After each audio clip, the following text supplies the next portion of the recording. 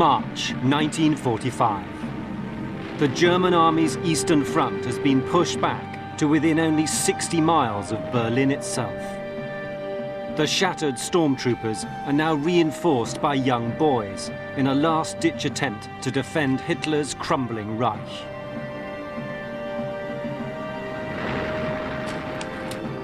As they prepared for the final defense of their homeland, the desperate German troops were joined by a bizarre unit of SS volunteers. On their sleeves, the British flag. On their collars, the 3 lions of England.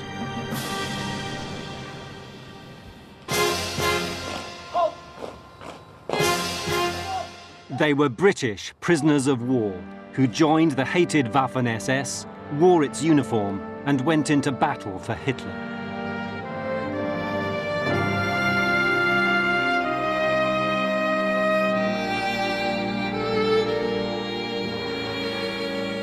We went straight into the SS uniform, and we were supposed to be getting ready to go on the Russian front.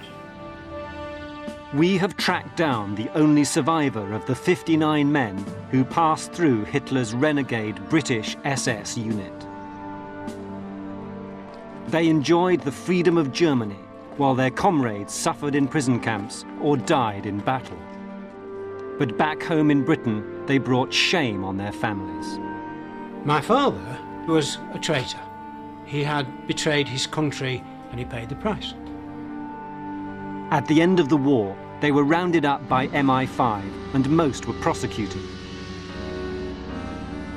But the official files on their shameful actions were classified and locked away for 50 years. Only now can the story of the Brits who fought for Hitler be revealed.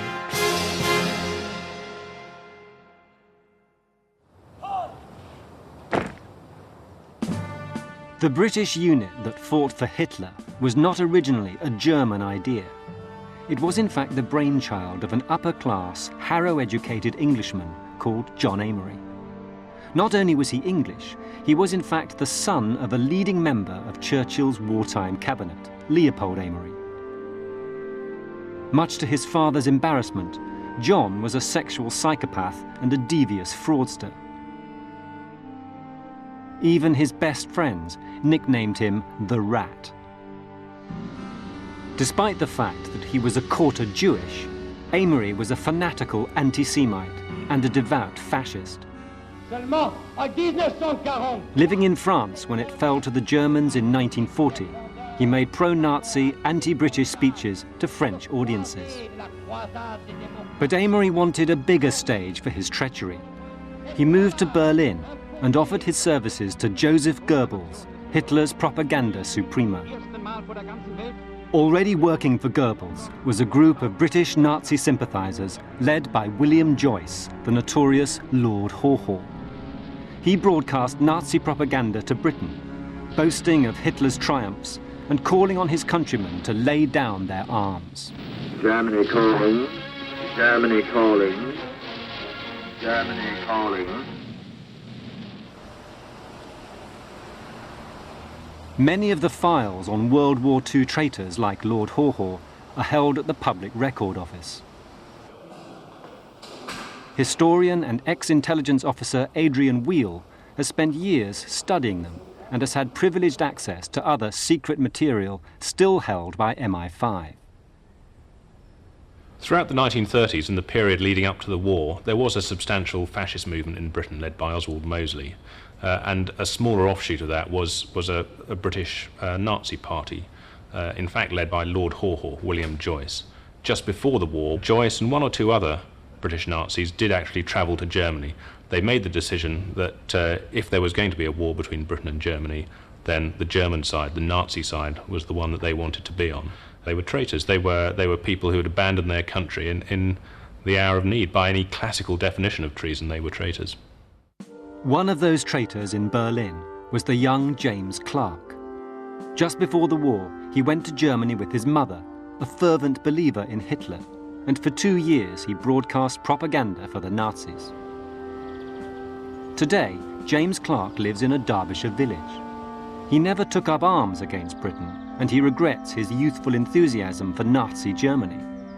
But he doesn't deny that he betrayed his country under Hitler's seductive spell. It was a very definite, conscious choice. It was, will I stand by Hitler? Will I stand by the Führer in this enormous crisis of history, etc., etc. It was love.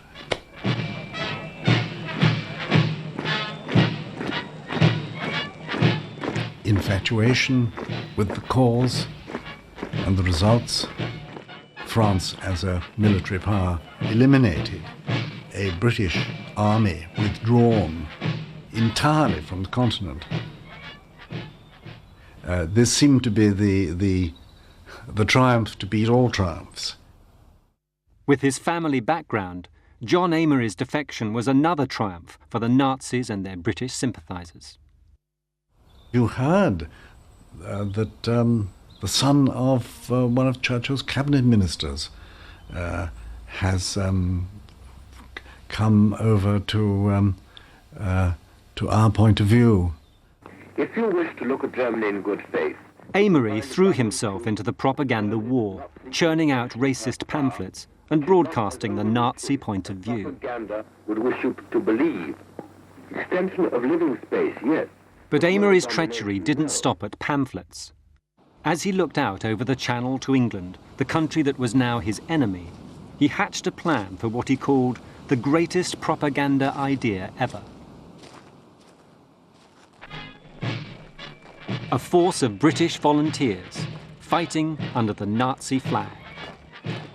John Amory called his imaginary British Nazi force the Legion of St. George.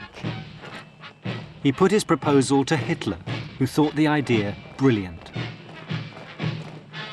On the 28th of December 1942, the Führer issued an order for the establishment of an English legion of fascist sympathisers. Quality, he demanded, not quantity. With the green light from Hitler, Amory rushed off to recruit British prisoners of war for his Nazi legion. But his first attempt ended in disaster. He was chased out of the camp by the angry British inmates. The Germans were furious at Amory's dismal failure, so they handed the project to the Waffen-SS. One of the most brutal and hated military forces in history was now to have a British unit marching with them under the Nazi swastika.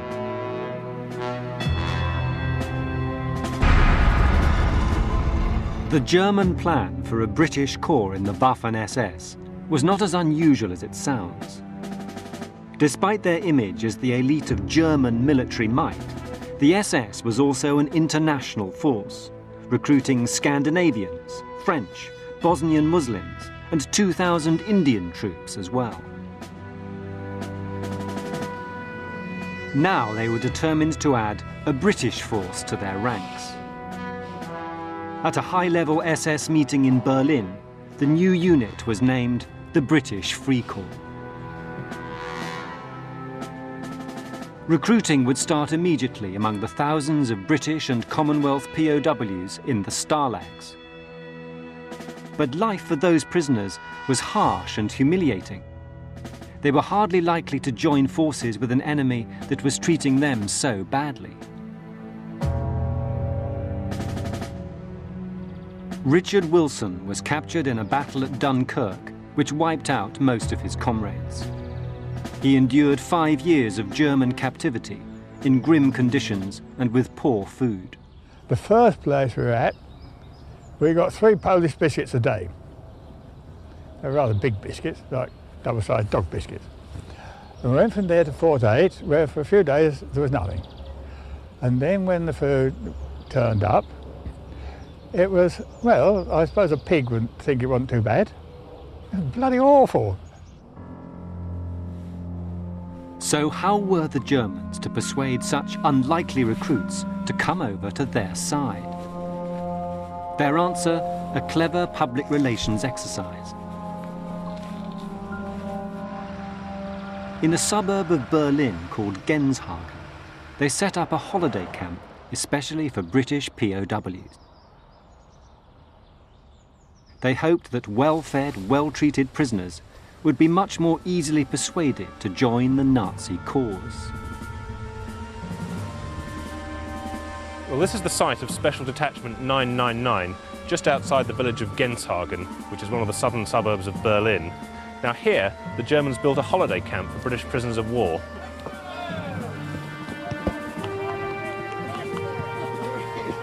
They laid out a football pitch, but they couldn't use that very often because they had to dig air raid trenches in it. There was a camp theatre, there was a cafe where they could buy Red Cross goods and stuff imported from Switzerland. So it was much more comfortable than the conditions that they were used to. And there were other treats too. These smiling prisoners enjoyed free beer, trips out to Berlin. They even had their own concert band. It was all designed to make them better disposed to Germany. But many prisoners were extremely suspicious of such temptations. The rumour went round, or the Germans quietly pushed it around, that, you know, you poor chaps have been prisoners of war, it must have been hard. Why not have a little bit more comfort and come to Berlin and we'll look after you, you know, theatres and this and that and grub and loose women, all that sort of stuff. It doesn't matter what anybody's relations with the Germans were, anybody else's, I was on the other side. Richard Wilson's suspicions were well-founded.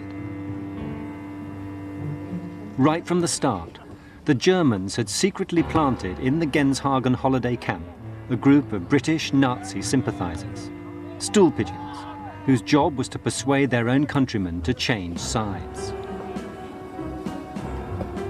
Running the camp for the Germans was Quartermaster Sergeant John Brown. Chosen for his known fascist sympathies, he seemed to be an active collaborator. He used his position to set up a black market operation in Red Cross food parcels. Another member of the secret recruiting team was Frank Wood, real name Francis McClardy, a Liverpudlian fascist. He volunteered for the SS off his own bat. But the most sinister stool pigeon was a Londoner, Thomas Cooper. He'd already fought for Hitler on the Eastern Front and was the only British subject to receive a German war medal as a serving Nazi soldier. He'd been a concentration camp guard. He'd been a member of Hitler's bodyguard unit, the Leibstandarte Adolf Hitler, and a very, very sinister, unpleasant character. Once they'd identified a potential recruit, then they'd take him to one side. They'd show him posters, they'd show him pamphlets, pictures of supposed British SS soldiers fighting against the Russians. And this was all designed to make a prisoner think that he was joining a big, successful movement. One prisoner the recruiters especially targeted was physical fitness instructor Eric Pleasance. A former British fascist, Pleasance died in 1997, but he recorded this video after suffering a stroke. And he told us that we're only going to fight communism and that kind of thing, and we would not have been asked to fight any Englishman or any other thing except the Eastern Front. The prisoners were being urged to join a European crusade against Russian communism led by Germany. But as well as the glowing propaganda picture, the prisoners also saw the brutal reality of the Nazi regime. Right next door to the holiday camp, where British prisoners are enjoying themselves, drinking beer, eating a lot of food, we've got the site of the Grossbeeren slave labour camp, where political prisoners, Jews and anti-fascists were literally worked to death by the Germans. and this was in full view of the British prisoners. There was no question that they were trying to hide it or anything like that. So on the one hand, you saw the Germans attempting to show how civilized they were, and right next door to it you have, you know, the classic symbol of Nazi barbarity, the concentration camp. At the Grossbieren concentration camp, slave labourers from Russia and occupied Europe were worked to death or murdered. Their mass grave is now a memorial to Nazi brutality.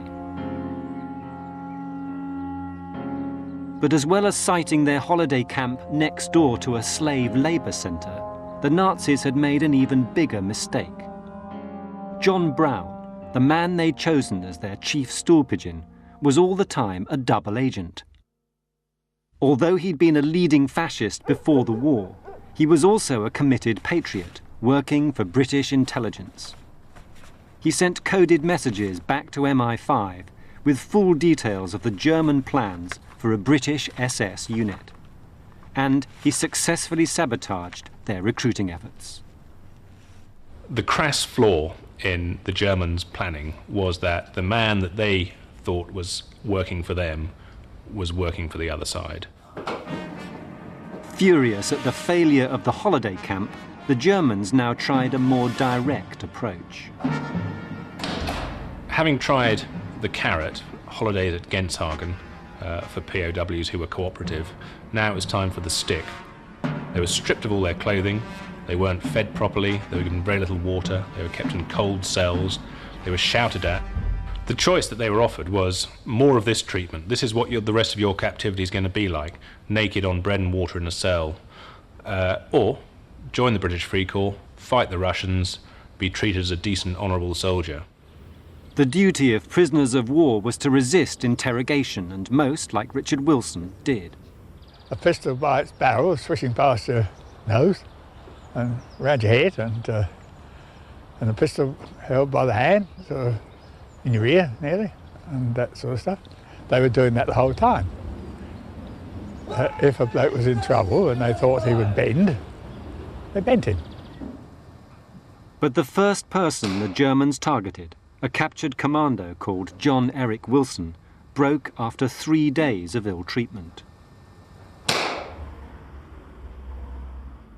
Historian Adrian Wheel has now tracked down the only living relative of John Eric Wilson. Hi, David Greenhoff. Hi. David Greenhoff was abandoned by his father before the war and adopted. Well, He only recently learnt of his father's identity and heard of his wartime experiences. shall we? David understands why his father gave in. He didn't just sort of knock on the recruiting officer's door and say, "Hey, I've had a good idea, I'd like to join the British Free Corps."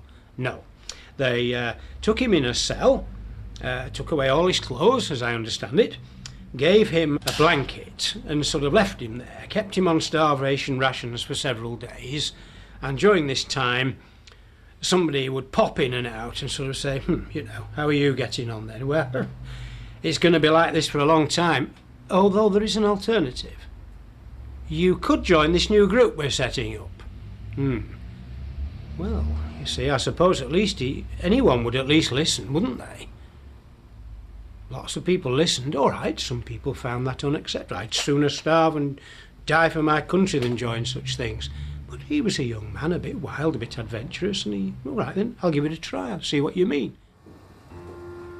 And if brutality failed, then blackmail was tried. Prostitutes were used as bait in a classic honey trap. It was illegal under the German military code for prisoners of war to have sexual relationships with German women, and theoretically at least the sentence for that could be death. Once again, the Germans used British informers and stool pigeons to help blackmail their comrades. What these British POWs, the informers, were doing there was despicable.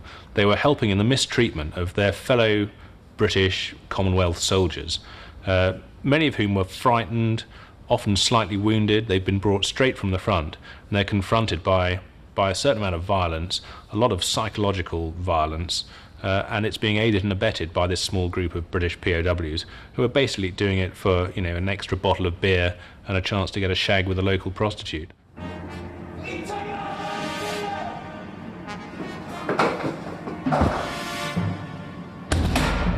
But brutality and blackmail succeeded.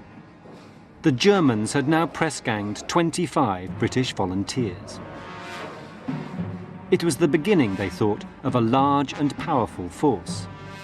The next step was to choose a commander. That man was German SS captain Hans Werner Röpke.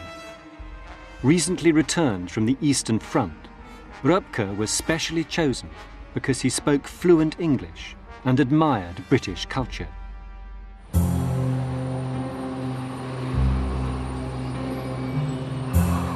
Today, Hans Röpke lives in retirement on the outskirts of Frankfurt. Back in 1945, all members of the SS were declared war criminals. For 60 years, Röpke has refused to speak about how he commanded a British SS unit. So this first ever interview had to be recorded secretly. They came to me and said there's going to be a meeting and they are going to recruit people for the British Free Corps. And this one chap said, well, you've always been so pro-American and pro-English and this and that and the other. And you're just a guy, you have to come with us. And I said, it sounds funny. Despite Röpke's doubts, his superiors in the SS were determined to press ahead. Full of confidence that the British Free Corps would be a major force, they set up a headquarters and barracks here in the town of Hildesheim near Hanover, the heartland of Nazi Germany.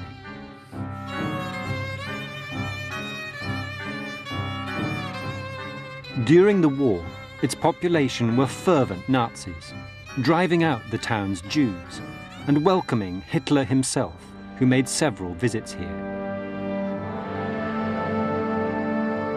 The Führer was as revered here as anywhere in Germany.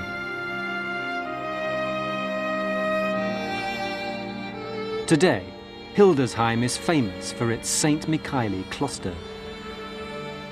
But in 1943, this medieval monastery was commandeered as a Waffen-SS headquarters.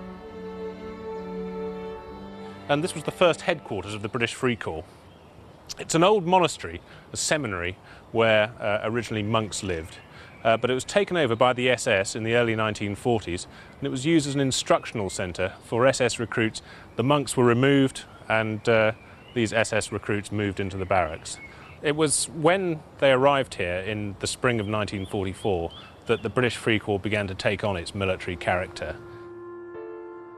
They received their SS uniforms. On the collar, the 3 lions of England. On the sleeve, beneath the Nazi swastika, the Union flag of Great Britain and the honorific SS cuff title, British Free Corps, in English. 800 uniforms were ordered, and the first 25 recruits held their inaugural parade on April the 20th, 1944, Hitler's birthday.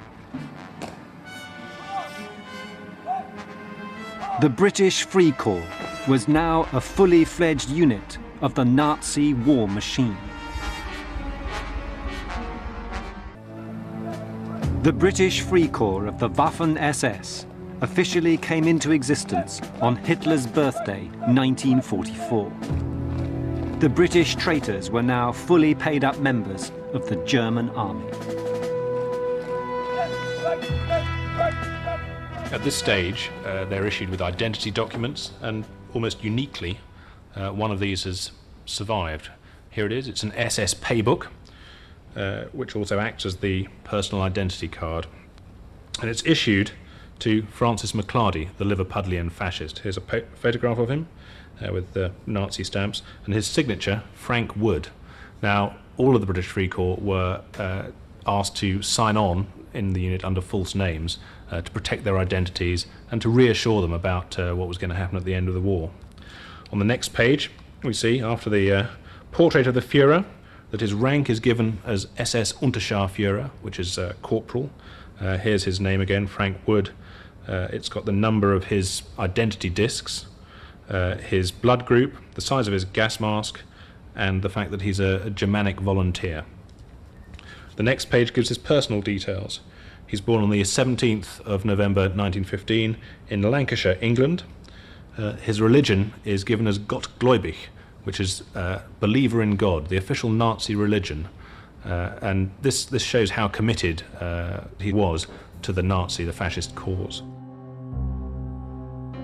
Unterscharführer, or Corporal Frank Wood, was put in charge of propaganda. Dedicated Nazi Thomas Cooper became a sergeant and taught the British traitors to give the Nazi salute. The men under their command were proud of their new uniforms and happily posed for the local photographer. Traditional British drill was allowed by Captain Rupke. You remember Wilson, semi-tension.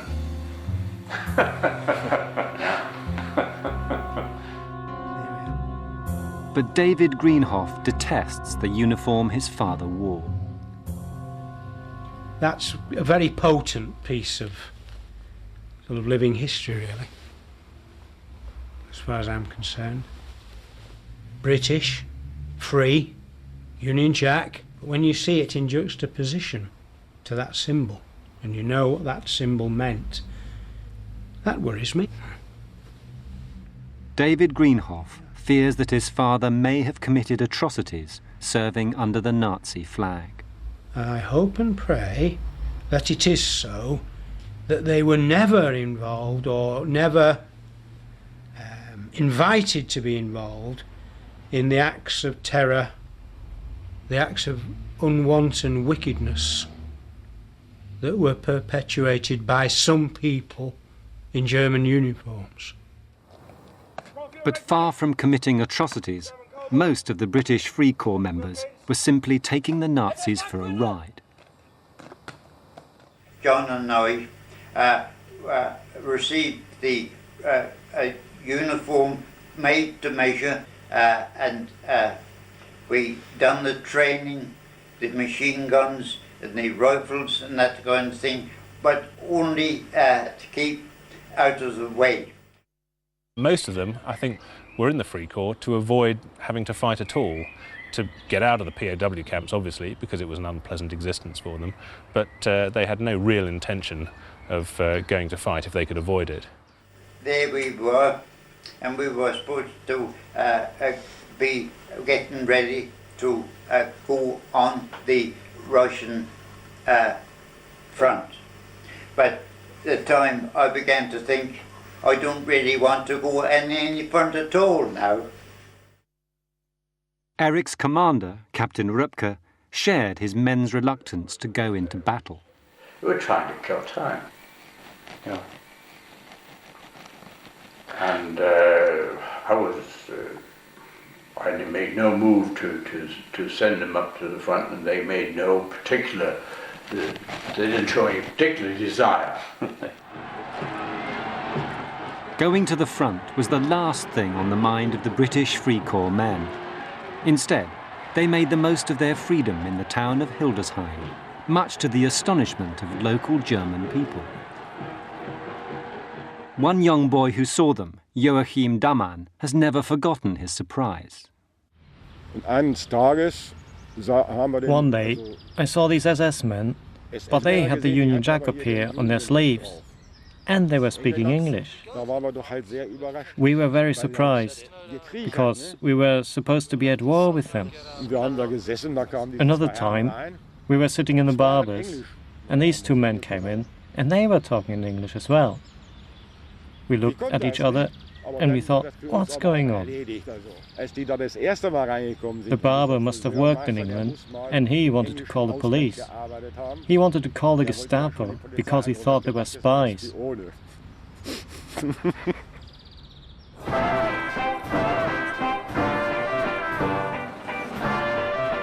With most of their men away at the Eastern Front, The women of Hildesheim welcomed the new arrivals. The height of fashion for Hildesheim girls was a British SS boyfriend. And the place to be was the Café Corso, where the British Free Corps men spent their evenings.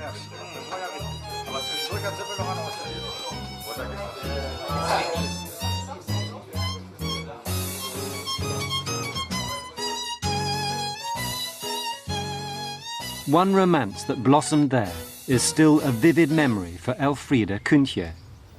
For 58 years, she's kept in her heart the secret of a love affair that crossed the bloody battle lines of World War II. Aged just 18, she fell in love with a British Free Corps soldier. He came up to my table and he said, "Good evening, Fräulein." And then after that he came to my flat every night.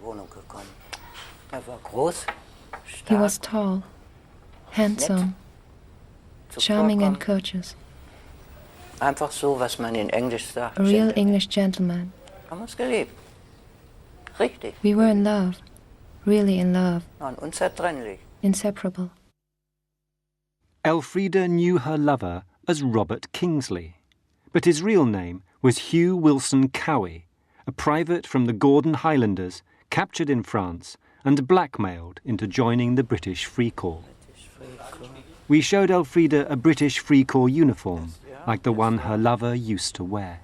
Robert hatte nur hier noch ein Zeichen. Die britischen Löwen. The British Lions. Dass ich das noch mal wieder sehe. I never thought I would see this again. Sowas geht doch nicht weg. It never goes away. Sonst hätte ich mir ja nicht das Bild so Why else would I have kept his photograph all these years? Wie ich in England war, das ist I went to England 3 years ago, and while I was there, I thought about him a lot. Ich habe öfter an ihn gedacht. Sadly, we had to tell Elfriede that Robert was dead. Wenn das geht, If it's possible, I'll go over to England. 75. Dann kann ich sein Grab vielleicht finden. And maybe I can find his grave.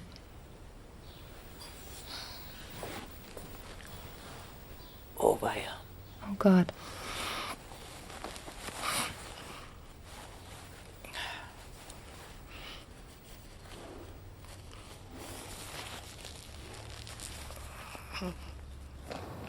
The 25 members of the British Free Corps in Hildesheim were sent off to attract new members from POW camps.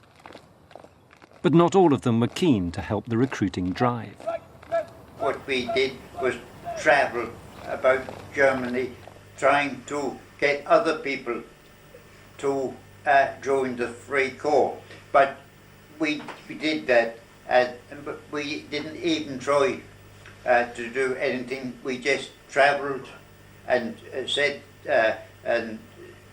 travelled and visited people, and naturally we palled up with young ladies and that kind of thing. Even when they did deliver their recruiting leaflets, most prisoners of war treated them with utter contempt. They're regarded a bit like comic cuts, I think. Come and join us and fight Bolshevism. You know, not the Russians, Bolshevism. The people who delivered them were so unpopular, they came round before Reveille in the morning and with a parcel still tied up, 20 leaflets, still in this there, chucked it in the door and bolted. People just picked them up and chucked them away. Put them on the fire if we had a fire, if we didn't, made a fire of them. However, some POWs, like Yorkshire-born Robert Chipchase, did take the bait. The sole surviving member of the British Free Corps, he now lives in Kalamunda, near Perth in Australia. Today, he says he never joined the British Free Corps, but he didn't deny he was involved when we secretly filmed him. I certainly was there, yes, I'm not denying it. Did you know it was called the British Free Corps? Did they call it that? Oh yes, of course I did. I knew it was, and British Free Corps, and I thought, pretty well, this would be interesting. What's it about? You went to someplace Hildesheim. Hildesheim? Yeah, a monastery. No. But I'm not going to say any more. I don't wish to talk about it. And so you never put on German uniform? I don't wish to talk about it any further. Well, that's not true, and in fact, in the files here is an extract from his statement describing the few days that he spent at Hildesheim, describing the fact that he put on the uniform, describing the fact that he took money from them. I was in the prison camp there, and I was on my own, and I just came along, and I thought, well, I thought I was going to go and do something, British Free Corps, and fight for the British Free Corps, for doing something behind the lines and joining something, a unit there, which these people, whoever they were, the Germans, the two young people came, not in uniform. But I mean, I don't wish to go into all these details. One detail Robert Chipchase did remember was meeting Thomas Cooper. He's an Englishman. We could speak German very well, and he loved it. He loved to tell me all about people in the SS and how he was in the, what's the name, death camps, and going there and helping them to work there. He was a very hard, tough, bitter sort of a person. After D-Day in 1944, there were few new recruits like Chipchase. SS headquarters was dissatisfied. I do remember that he came up one day and he said, well, if this doesn't go on and no volunteers, so we'll have to do conscription. And I just, well, I wasn't amused at all. Mm. Well, it wouldn't have worked. I said, that's silly. Are you a defeatist? You know. And that was about the point my friend Riedweg sort of said, you better move on somewhere else. At this stage, there was a rethink in the SS headquarters about what was happening. Blame for the lack of recruits, rather ridiculously, was placed on Captain Röpke. He was fired and sent off to join the SS Special Forces. And instead, the idea is now they're going to move the British Free Corps to Dresden, to the Pioneer Training Centre, where they'll train them as assault pioneers and just use them as combat soldiers. At Dresden, the British Free Corps were trained to use explosives and flamethrowers. But some of the Germans training alongside them were more used to fighting the British. SS officer Werner Zolter arrived at Dresden from fighting against the 8th Army in Italy. In October 1944, in October 1944, after I'd been fighting on the front in Italy, I came to Dresden and was stationed in the pioneer barracks of the Waffen-SS. To my amazement, I found there were several SS men there who only spoke English. We saw how they drilled with the English orders and typical English marching. Legs up high and all that. That's when we knew that they must really be English. We found out afterwards that they were men of the British Free Corps. In January 1945, the British Free Corps reached its peak strength. A total of 27 men recruited from 150,000 British and Commonwealth prisoners of war. But while stationed in Dresden, the turncoats saw with their own eyes the way the war was going for Germany. We were 20 miles away when we heard bombers. 3 raids were made on Dresden, and we were asked to go and help with the cleaning up. Hiroshima was nothing on the bombing of Dresden. About a week after the firestorm, the British Free Corps were arrested en masse. There was some suggestion that they might be spies or agents. They weren't, but it was suggested that they might be. They were thrown in chokey, and that was the end of their period in Dresden.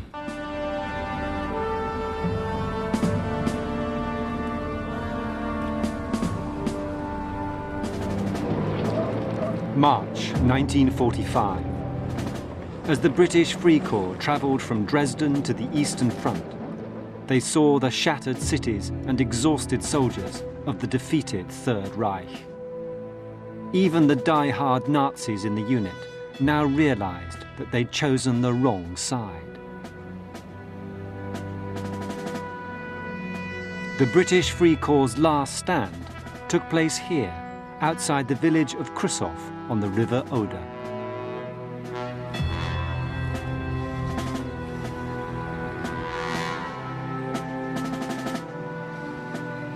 Now here we're standing just about 2 kilometres to the west of the River Oder, and the Russians built up an enormous strength just on the other side of the river.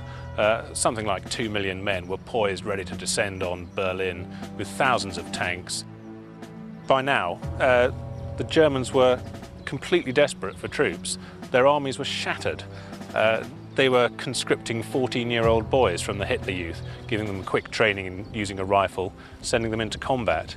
They were getting old men, they were amputees, and right at the bottom of the barrel is the British Free Corps.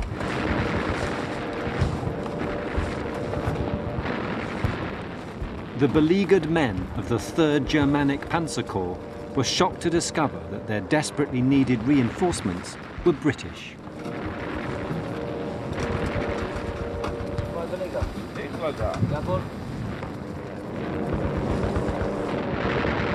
They were right up forward, about as far forward as German troops were, observing the Russians on the other side of the river there, and the British Free Corps guys did say we could see the Russians, we could see them, you know, preparing positions, doing all the rest. They were under mortar fire for the first 10 days, so they were certainly under fire. After a month on the front line, the British Free Corps were sent back to help evacuate the terrified civilians.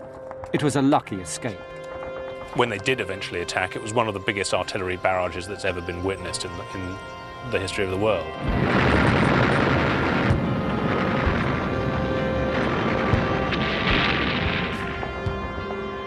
The British Free Corps' German comrades were obliterated and the Russians swept into Berlin.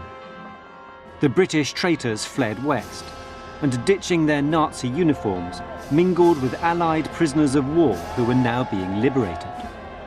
Most of them had kept British POW uniforms, which they had tucked in the bottom of their rucksacks, and they whipped these out and put them on, and they were passing themselves off as being normal British prisoners who'd escaped west. But for the guilty renegades, the day of reckoning was at hand. A special MI5 squad interrogated the captured men and pieced together the whole story of the British SS unit.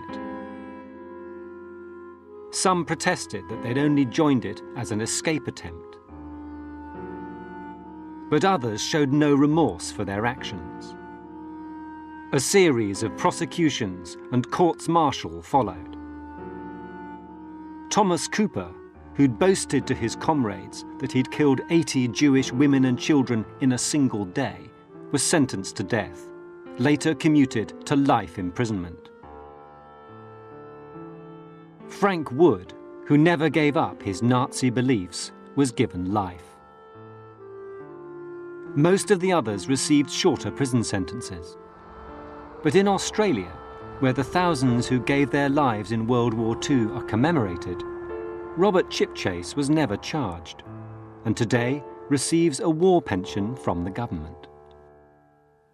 We were investigated naturally by the security, and we came out. And don't worry, we investigated. And were you charged at all with aiding the enemy? I don't wish to talk about it. No, never tried.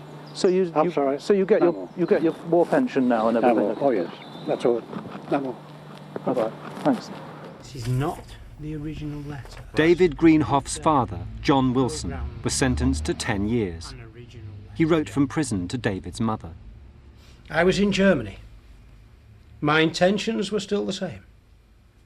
I joined a corps called the British Free Corps. I suppose you'll know all about that now. I had a smashing time. You know me. He was obviously a bit of a lad. And the more I read about him, I thought, well, look at it this way. Here's an event in which millions of people died. Many of them not only in the battlefield, but in circumstances, disgusting and vile circumstances, tortured to death, starved to death, beaten to death.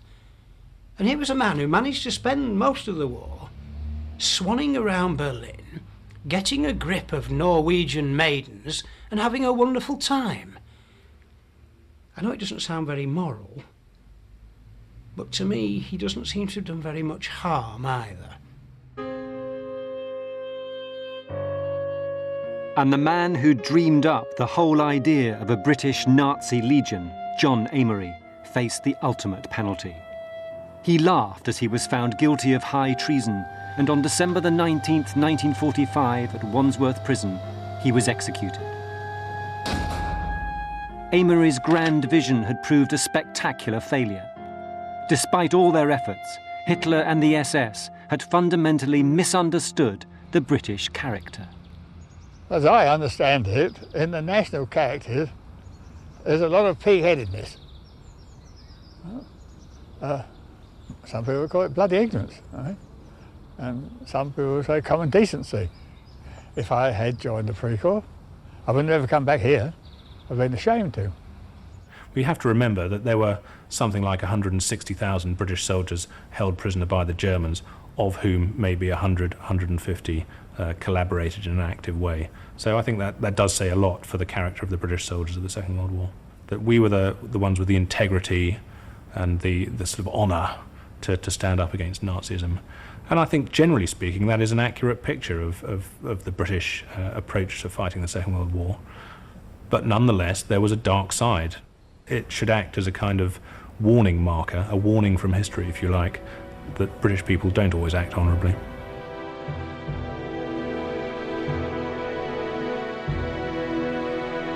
Next on the History Channel, there's a cheap one-way ticket on offer down under for the £10 Poms, about to embark on the largest planned migration of the 20th century.